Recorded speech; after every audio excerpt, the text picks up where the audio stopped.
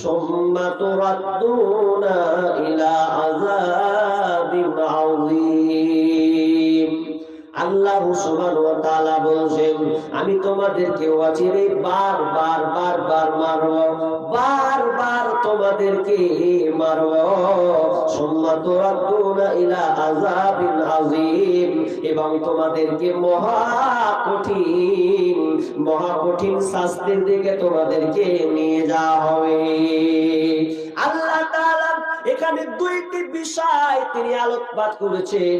প্রথম নম্বরে বলেছেন সানুআদ্দিবুহুম মাররাতাইন, আমি তোমাদেরকে দুইবার মারব, তোমাদেরকে বারবার মারব। তার মানে আল্লাহ তাআলা কবরের মারের কথা বলছেন। তোমাদেরকে কবরে আযাব দেওয়া হবে, কবরে তোমাদেরকে শাস্তি প্রয়োগ করা হবে, কবরে তোমার খাবে। সুম্মা তুরাদ্দুনা ইলা আযাবিন আযীম, এবং মহা কঠিন শাস্তির দিকে তোমাদেরকে নিয়ে যাওয়া হবে। সেই শাস্তিটা কোনটা? ওটা হচ্ছে কিয়ামতের ময়দান। ওটা কোনটা? জাহান্নামের ময়দান। আর ওখানেও শাস্তি দেওয়া হবে। তো আল্লাহ তাআলা প্রথম শুরু অংশে বললেন তোমাদেরকে কবরে শাস্তি দেওয়া হবে। রেহাই নাই। পৃথিবীতে কোন লোক বলতে পারবে না, আর বলার ক্ষমতাও নাই যে কবরে আমি ঢুকবো না, যাব না। কবর এমন একটি জায়গা, এর কোনো বিভাজন নাই, পার্থক্য নাই। পার্থক্য আছে জি, ভালো লোক হলেও ওকে কবরে যেতে হবে, খারাপ লোক হলেও ওকে কবরে যেতে হবে। ভালো হও আর মন্দ হও, বিখ্যাত হও আর কুখ্যাত হও, যাওয়া লাগবে। যাব না এ কথা বলার কেউ নাই। দিল চাহে या না চাহে জানা পড়েগা, দিল মানে या না মানে জানা পড়েগা। তোমার মন মানুক আর মন না চাহুক তবুও তোমাকে যেতে হবে। কবরে ভাগ নাই, বিভাজন নেই।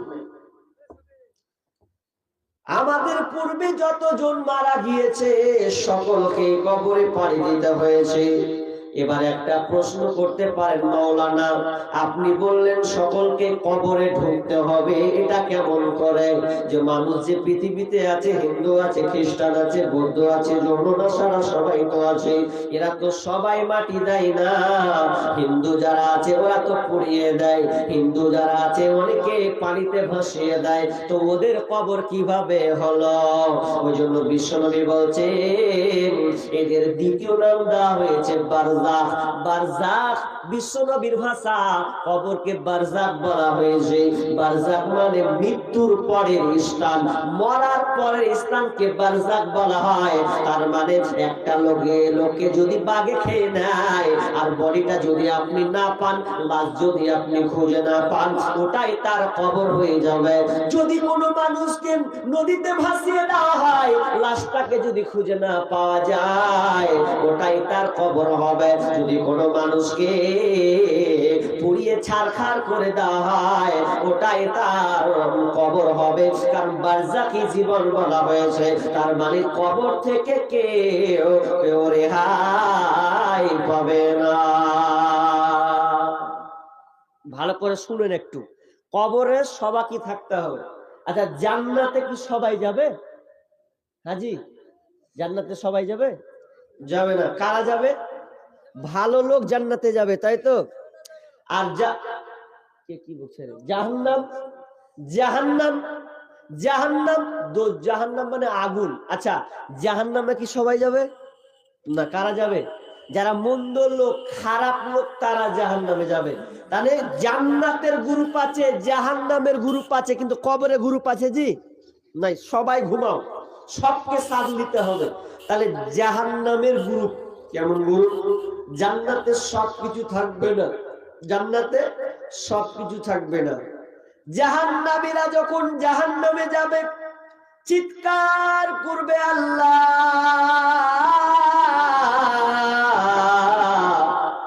আল্লাহ বলে ফেরেশতা রে, ওই আমার গোলামেরা ওই আমার নাফরমান বান্দারা বান্দিরা কেন কান্না করছে, কেন আমাকে ওরা ডাকছে, কি তাদের ডাকার জন্য পড়েছে? তখন ফেরেশতা বলবে মাবুদ, ওই আপনার নাফরমান বান্দাগুলো আপনার কাছে পানি চাইছে, পানি।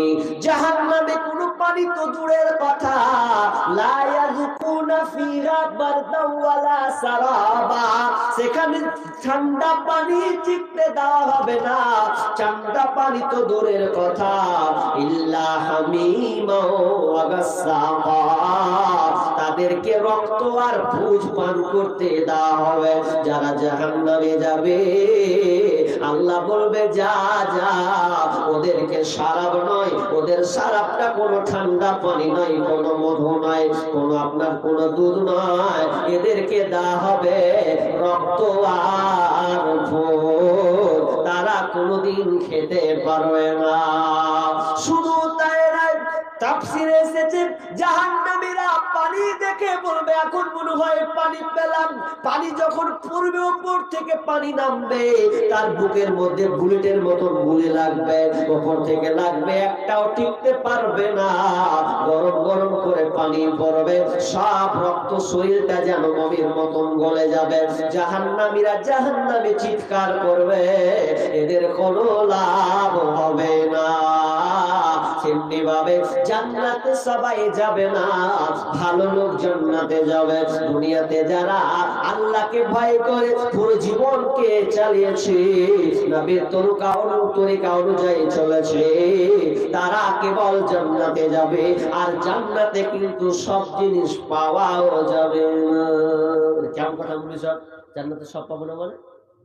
জি না, জান্নাতে কিছু কিছু জিনিস আছে দুনিয়ার সঙ্গে মিলিয়ে লাভ নেই। যেমন যারা জান্নাতে চলে যাবে, যদি বলেন যে মৌলানা নিন পাড়ার ব্যবস্থা নেই, ঘুমাবো, যে জান্নাতে কিন্তু ঘুমাবার ব্যবস্থা নেই। আচ্ছা, ঘুমটা কখন আসে? জি, ক্লান্তি দূর করার লাগে ঘুম আসে তো নাকি? ক্লান্তি কাজ করলাম, ঘুম আসবে। আর মানুষ যখন ঘুমায় একটা দোয়া বলে কি, আল্লাহুম্মা বিসমিকা আমুতু ওয়া আহইয়া, জানেন তো? আল্লাহুম্মা বিসমিকা আমুতু ওয়া আহইয়া, হে আল্লাহ আমি তোমার নামে মরছি, মানে ঘুমিয়ে গেলাম, এবং তোমার নামে জীবিত হও।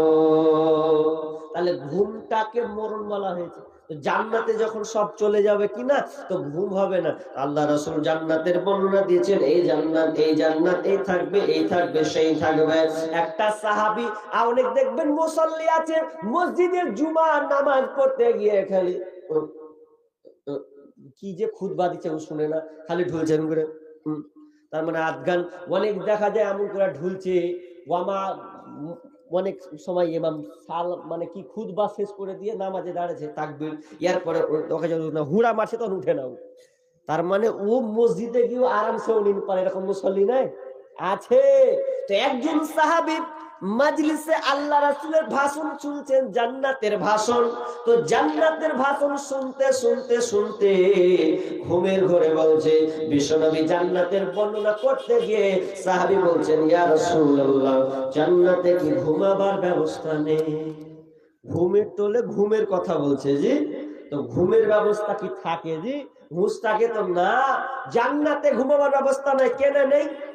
আপনি যখন জান্নাতে ঢুকবেন প্রথম চান্সে হুর থাকবে, ডান দিকে বাম দিকে সামনে, ওই দিকে হুর এই দিকে হুর, ডাকতে লাগবে আলান সাহালান, এই দিকে আসো এই দিকে আসো, ডাকবে হুরে। আপনাকে একটা হুরের সঙ্গে কথা বলতে লাগবে 20 বছর, কেউ বলছেন 20,000 বছর, 20,000 বছর পর্যন্ত লেগে যাবে। একটা হুর আর একটা হুর বলবে, খালি ওয়াসি খালি গল্প করবে, আমি তো দাঁড়িয়ে আছি, ওকে আবার ডাকবে। এ করতে করতে করতে করতে আপনার মনে হয় কয়েক মিনিট কথা বললাম, কিন্তু কয়েক হাজার বছর চলে গেছে, আপনাকে টের কিছুই মনে পড়বে না। তার মানে জান্নাতে আপনি সব পাবেন না, আরামদায়ক আপনাকে দেওয়া হবে, যেটা খাবার ইচ্ছা হবে সেটাই আপনি পাবেন। তাহলে জান্নাতের গ্রুপ আছে, জাহান্নামের গ্রুপ আছে, কিন্তু কবর এমন একটি জায়গা, ডানেতে কাঁদিবে মাতা, বামেতে পরম পিতা, পদতলে প্রিয়সী অঝোর নয়নে, সারিয়া ভাবের ভাব যাইবি কেমনে আজরাইল আসিয়া বলিবে মালাকুল মউত আসিয়া বলিবে চলো হে মরণে মরবেন কবরে চলে গেলেন তার মানে কবর খুব খাতারনাক জায়গা এই কবরে সবাইকে ঢুকতে হবে কেউ বাঁচার কোনো কারো রেহাই না এবার আপনাকে একটা একটা করে বলবো মিডিলে অনেক তথ্যবহুল কথা আছে যাবেন না কেউ কি কথা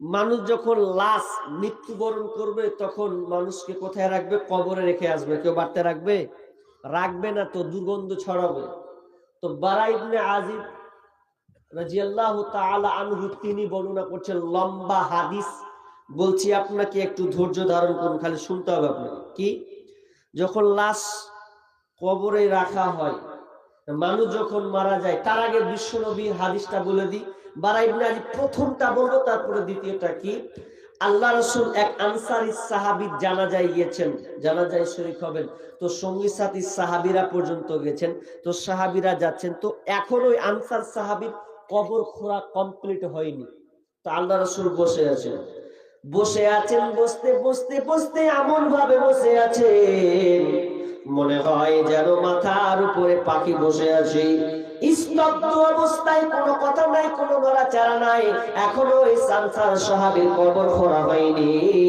সাহাবীরা বলছেন এমন ভাবে যেন নবী বসে আছেন এমন ভাবে যেন আমরা বসে আছি যাতে যেন আমাদের উপরে পাখি বসে আছে স্তব্ধ হয়ে আছে একদম স্তব্ধ এমন সময় বিশ্ব নবীর হাতে আপনার কিনা কিছু খড়ি নিয়ে আছেন আর ওই খড়িটা দিয়ে মানুষ দাগ যেমন কাটে খড়ি নিয়ে মানুষ দাগ কাটে মাটিতে বিশ্ব নবী খড়ি দিয়ে দাগ কাটতে আছেন আর দাগ কাটতে কাটতে কাটতে হঠাৎ করে বলছেন ও সাহাবীরে তোমরা কবর থেকে পরিত্রাণ চাও কবর থেকে তোমরা পরিত্রাণ চাও আমরা সঙ্গে সঙ্গে বললাম আলহামদুলিল্লাহ আমরা কবরে আযাব থেকে সঙ্গে সঙ্গে আমরা পানা চাইতে লাগলাম কবর থেকে তোমরা পানা চাও কেন শুনে নাও কবরটা কত কঠিন জায়গা কবর এমন একটা জিনিস এমন একটা জায়গা কবর প্রতিদিন বলে আমি হচ্ছে একাকিত্বের ঘর এককের ঘর আমি হলাম সাপ বিচ্ছুর ঘর কবর প্রতিদিন ডাকে আর বলে আমি হচ্ছি অন্ধকার ঘর যখন যে আসবে সাবধানে আসবে কবর যে ঢুকবে সাবধানে আসবে আমল নিয়ে আসবে আমি ভয়ঙ্কর একটি কবর ভয়ঙ্কর একটি জায়গা ও কবর ভয়ে যান কেঁপে মরে তবু কেন ডাকিস আয় মোরা কোলার ঘরে ও কবর ভয় যান কেঁপে মরে তবু কেন ডাকিস আয় মোরা কোলার ঘরে যে তোর বাধা বাঁধনে পড়ে যে গেল আর এলো না ফিরে তবু কেন ডাকিস আয় মোরা কোলার ঘরে কবর প্রতিদিন ডাকে প্রতিদিন আপনাকে বলে সতর্ক হয়ে যা আজকে তুমি কমাটির উপরে খুব লাপাচ্ছ পিকনিক মানাচ্ছ বক্স বাজাচ্ছ খুব মজা লাগছে কবর বলছে সেদিন তোকে আমি কিনে নেব যেদিন তুই কবরে আসবি সেদিন আমার পেটের মধ্যে আসবি সেদিন তোকে মাটির উপরে খোদার স্বাদ বুঝিয়ে দেব ডিজে বাজার তোর বক্স কত শখ আমি ভুলিয়ে দেব আমি এমন একটা কবর আমি কাউকে ছাড়িনি নমরুদ হামান ফেরাউনকে ছাড়িনি এমনকি নবীদের পর্যন্ত আমার কাছে শুনতে হয়েছে আমার কাছে পর্যন্ত আসতে হয়েছে আমি ভয়ঙ্কর একটি জায়গা